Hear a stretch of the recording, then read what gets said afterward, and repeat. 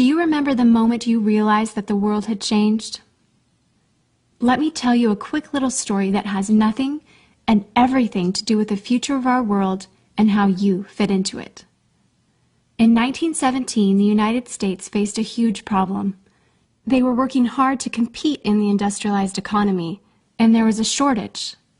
Not a shortage of oil or coal or other natural resources, a shortage of people, specifically obedient factory workers. The solution to this economic dilemma? It was an experiment of sorts. It hadn't been done before, until someone thought of it. Mandatory public school. Unfortunately, the initial purpose of the United States public school system was not to inspire children or generate scholars.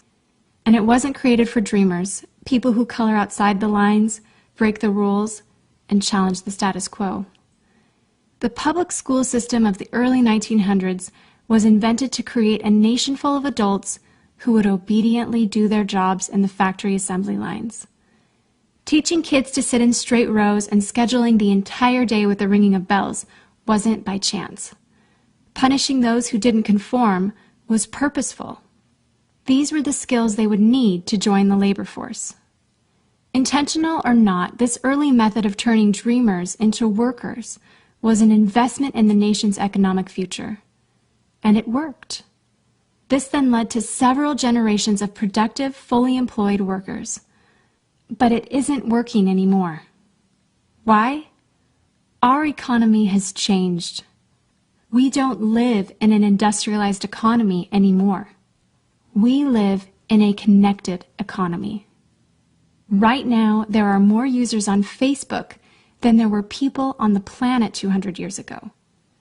Technology has made it possible for us to connect with people, ideas, and information from anywhere in the world instantaneously.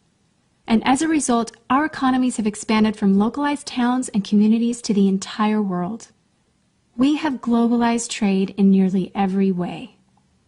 In the past, the obedient, do-what-you're-told without question people were rewarded for working hard and putting their dreams aside in order to toe the line.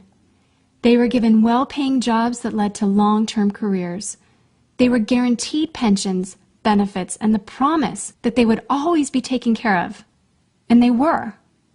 But that promise is gone for most of us today. Even if you have a white-collar job, the majority of white-collar workers are still working in a factory. Instead of operating a sewing machine or welding a widget, they now push pencils, type on keyboards, or process paperwork. It's still factory work because the entire focus of the day is spent on increasing productivity, which leaves little room for creativity, spontaneity, or individuality. The educated, hard-working masses are still doing what they're told, but they're no longer getting what they deserve. Even if you do everything you are told to do today, graduate from high school, go to college, get a degree, work hard in whatever job you can find, if you're lucky enough to find one, you're not guaranteed anything. Companies are being forced to change or die right now. Layoffs happen much more often than job openings appear, and the highest paying jobs are disappearing or heading overseas at an alarming rate. If you have a job where your boss tells you exactly what to do, he or she will always find someone cheaper than you to do it. Did you know that the average length of a job today is about 4.5 years? Contrast that to the 1960s when it was 40 years. The connected economy rewards a different group of people. It rewards the people who see things differently, who don't conform, people who have ideas that no one else has, people who are willing to work hard but know that the old way of doing things is broken. The connected economy rewards you not for being a cog in the wheel of life, but for standing up and reaching out. The connected economy rewards the connectors.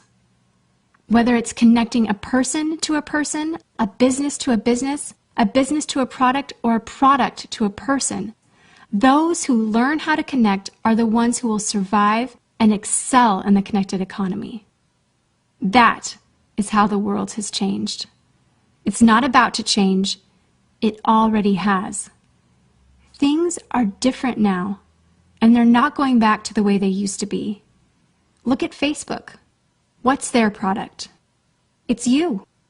Your network, your information, your ideas, they all have value. Does Facebook pay you for the money they make selling your information to advertisers?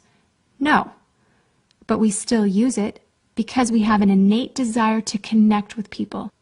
In fact, neuroscientists have found that we are actually hardwired to connect with each other. Some people know how to leverage this innate ability in today's economy, but most don't. And because they don't know how to do it, most of them are paralyzed with fear, resisting the shift, despite clear indications telling them it's time to change. In 1917, a group of people performed an experiment that forever changed the way that we earned a living. The world today is facing another huge problem. We're facing a shortage of our own. Not a shortage of factory workers or consumers. The world has enough of those. We have a shortage today of dreamers and connectors. And so, we're holding our own little experiment. And you happen to be the subject of it. This 8-minute presentation was specifically designed to seek out and find the connectors around us. Those who recognize that we are on the brink of the next economic revolution, who are ready to thrive in the connected economy, and who are searching for the best way to do it. The internet and technology are rapidly changing the way that we do everything today, including how we make a living. It's not too late to embrace the change and find a way to make yourself relevant and profitable in our brave new world. And that's why we've invited you here today. We've created something that rewards you for connecting. It pays you for bringing people together behind a cause, product, or idea. And we have systematized it and made it so that you can do it from anywhere, with anyone, at any time. If you are passionate about helping people, if you are passionate about changing lives, if you want to position yourself to be a capitalizing force within the connected revolution instead of just a bystander, let's start now. Do you remember the moment you realized that the world had changed? How about the moment you realized you could change with it? Are you ready for the details?